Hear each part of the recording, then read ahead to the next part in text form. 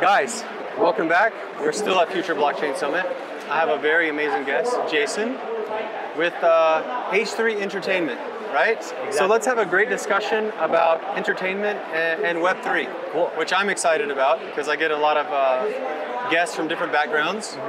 But we both work in entertainment in different ways with Web3 integration.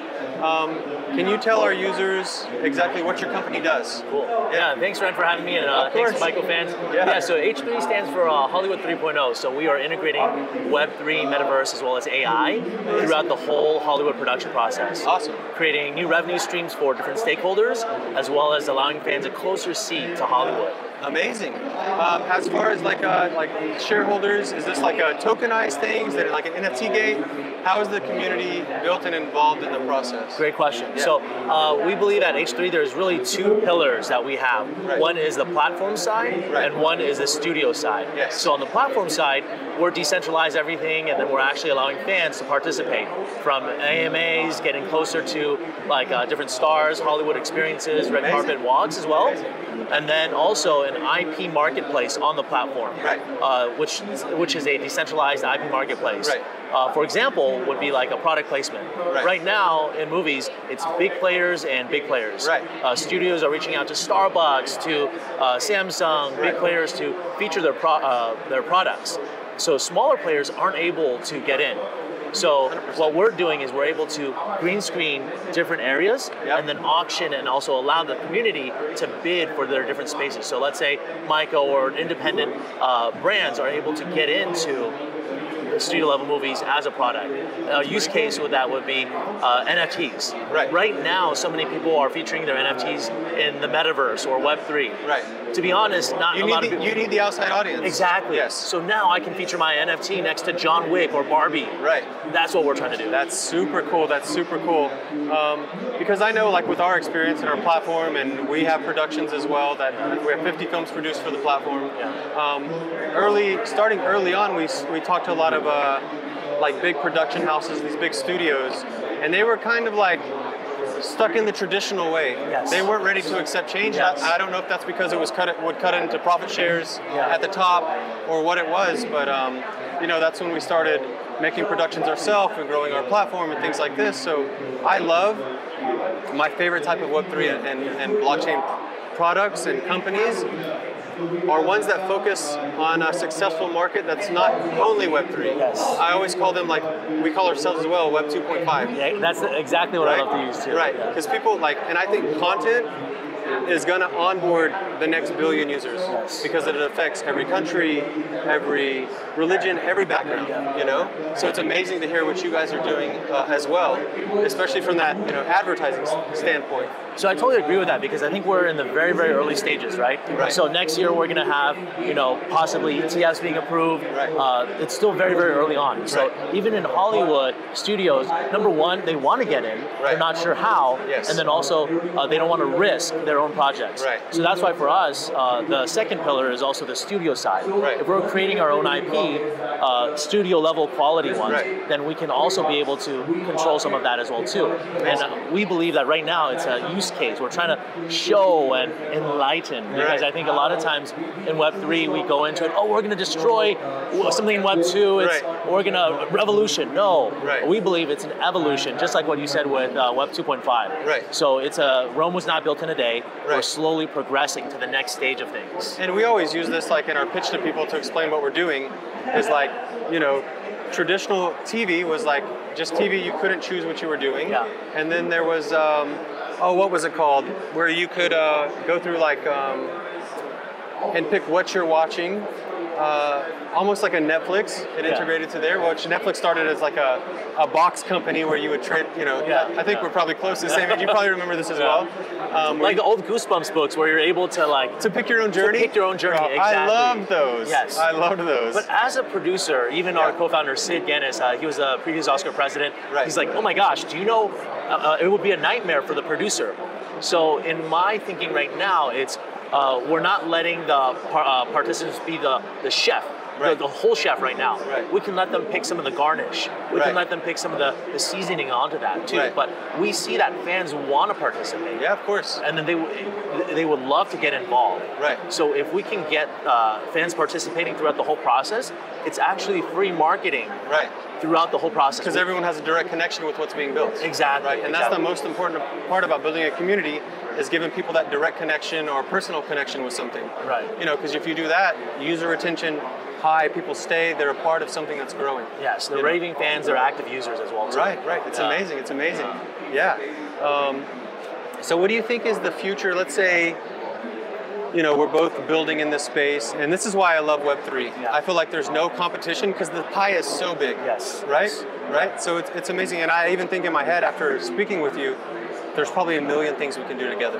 Absolutely. You know? 100%. Because the entertainment space is so big. It's so big. Yeah, and there's a lot of different pain points that can be solved. Right. From payment systems, Yep.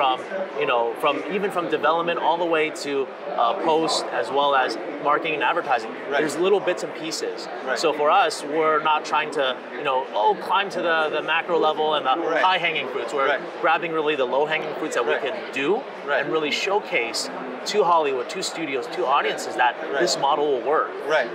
And the thing about blockchain is, like, I think I've said this on other interviews, but with blockchain, of course, it wasn't created. Of course, people make money with crypto, but it's created to solve gaps in the traditional world. You know, and let's take, for example, YouTube. Like, creators get paid and they have no tracking system about, where did this money actually come from, where, what it was. And that's why blockchain's, it's trackable, it's traceable. That's one of the amazing things about it. So transparency we have, within and the transparency, which is so important. I've talked to people from sustainability projects who came to, talk about partnership with Aya, or people from charity. Like, if you're giving to charity, you give it to the next step and you have no idea where it goes. Exactly. With blockchain, it's trackable from the start to finish, which is one of the amazing use cases of blockchain. That's the whole narrative around the strikes. I don't want to speak for everyone on the strikes, but it was a big part of it, of transparency. How do we have more equitable revenue models? Right. And then there was a lot of fear around the technology side of things. Right. And if being in Web3, those are all the narratives that Web3 tries to solve. Right. Decentralization, transparency, and allowing people to have a bigger piece of the pie. Right. Isn't the future going to be crazy once people see the tech is out there? Like, oh, this is easily solved. Because especially like builders like you and I in this space, we're making amazing things, but especially once the big corporations catch on, it's going to grow so quickly. Yeah, I think that we're still in the early stages. We're in that evolution, right? So you've seen how entertainment has progressed. Before there was no color, before there was no sound. Exactly. Right? And people were fearful of Netflix and also different things that come, fearful of Amazon and technology. Right. So as we approach that, it's going to be very, very interesting to see the next era of experiential entertainment. And and people are always afraid of change. Yes. Because I remember showing my age a little bit, I remember having a BlackBerry and the first iPhone came out. And they were like, this doesn't even have a trackball or keyboard. Which is wild to think about now. It seems so crazy. Exactly. And being, I think, in the similar age of like AOL, right? Some people don't even remember I can hear dial-up. the sign of the message, the messenger, Exactly. So how we've progressed so much in that span of time. Right. In Web3, I think we're going to continue to do that, even in AI as well, too. And sometimes it's kind of, especially being in Dubai specifically, where the blockchain community is, very close-knit, but it's also growing. People are in and out of here for events all the time. It's almost easy to feel like, oh, I'm so late, because you're around it all the time. But then I talk to my mom on the phone, and she's like, help me buy Bitcoin. That's how early we are.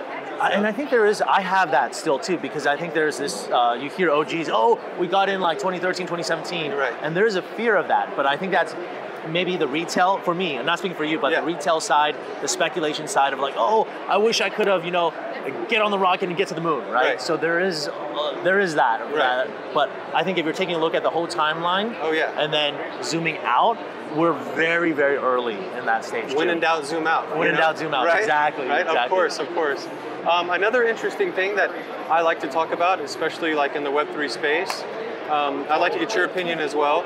I know that I believe that, the tech is amazing, it's there, but for the user experience, I feel like they have to use blockchain, but not know they're using blockchain. Yeah. You know, it has to be so simple that my grandmother can use it without her knowing how to use it. Totally agree. You know? It has to be so seamless. Right. So, for example, on your phone with your app, do you know how to code? Do you know how to do that stuff? Right. No, it's okay. I can download the app, I can get on, and then I can do that. We have to get to that level. We're not quite there yet because we're, still private keys and wallets and all that stuff. Right. Oh, crypto and all these things. Right. So I think on one point, we in the space, we have to continue to develop the technology to make it seamless for the user. Right. At the same time, as we're flushing out bad actors and all the chaotic stuff in this space, it will get better as well too. Yeah, I think so as well. Awesome. Will you please tell our community where they can find yourself, your business? How can they connect with you directly? Yes. So if you want to be part of the H3 movement, Hollywood 3.0, the next next era of entertainment, follow us on X at H3 Entertain. So you can look us up. We're the Batman little logo over there. So I'm super excited. We need fans, we need folks, and we need to work together in this space to grow. Yeah, 100%. In my mind, I've thought about 10 things to do together, so we'll catch up as well. Let's do that. Awesome. Cool. Thank you so much. Thank you. Yeah, I thank really you. appreciate it. Yeah. Let me